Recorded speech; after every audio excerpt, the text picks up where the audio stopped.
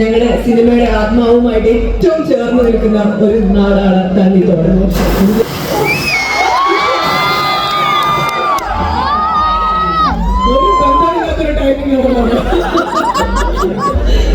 ആദ്യമായിട്ടായിരിക്കും ഒരു സിനിമയുടെ പ്രമോഷന് വേണ്ടി ഇങ്ങനെ കാടും മലയും ഒക്കെ കയറി ഭയങ്കര ഭംഗിയുള്ള ഒരു കൊച്ചു ഗ്രാമത്തിലേക്ക് വരുന്നത്. ഇവിടെയുള്ള ആളുകളുടെ ഒരു സ്നേഹവും ഈ ഒരു സപ്പോർട്ടും ഒക്കെ അനുഭവിക്കുന്നത് ഫസ്റ്റ് ടൈം ആയിരിക്കും.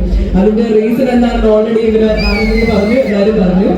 ഞങ്ങളുടെ സിനിമയിൽ ഇവിടുത്തെ സാധാരണക്കാരായിട്ടുള്ള കുറെ ആളുകൾ അഭിനയിച്ചിട്ടുണ്ട്. അത് മാത്രമല്ല, ഇവിടുത്തെ കഥകളും കഥാപാത്രങ്ങളും ഒക്കെ നിങ്ങളുടെ സിനിമയിൽ നിങ്ങൾക്ക് കാണാൻ കഴിയും. വേട്ടക്കാരുടെ കഥ പറയുന്ന സിനിമ കൂടിയാണ് റേച്ചൽ. അപ്പം പഴയ കാലത്ത് ഇവിടെ ഉണ്ടായിരുന്ന വേട്ടക്കാരെ അവരുടെ എക്സ്പീരിയൻസ് ഒക്കെ നിങ്ങൾക്ക് ഈ മൂവിയിലൂടെ കാണാൻ പറ്റുന്നത്. പച്ചയായിട്ടുള്ള മനുഷ്യരുടെ കഥ പറയുന്ന സിനിമ.